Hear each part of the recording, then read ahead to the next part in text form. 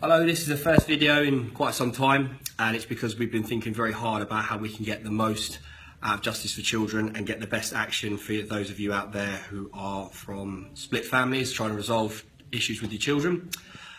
Please see the latest petition either above or below.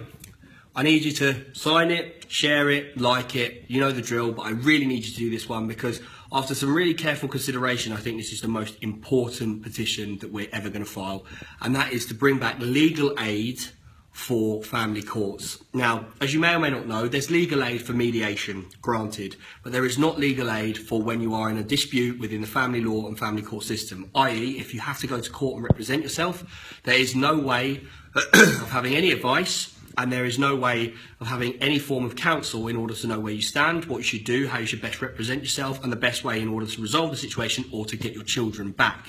This has been the biggest query we have had for Justice for Children, and it's the biggest message that I've had from everyone and anyone that's ever got in touch with me, is that they don't know the first thing that they need to do in order to get their children back or what they need to go through. And if they're propositioned with going to court, they have no idea.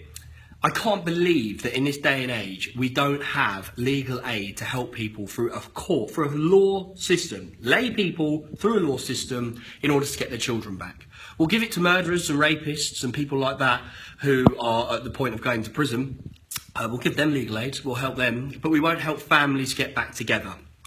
I find it unbelievable, and I'm calling on all of you who are watching this to support me.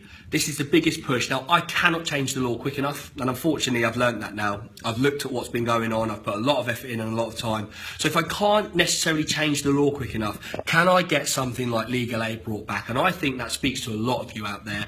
We're average people, we've got enough on our plate, there's enough to pay for, and if you're propositioned with the cost of legal fees, do you know how much they cost?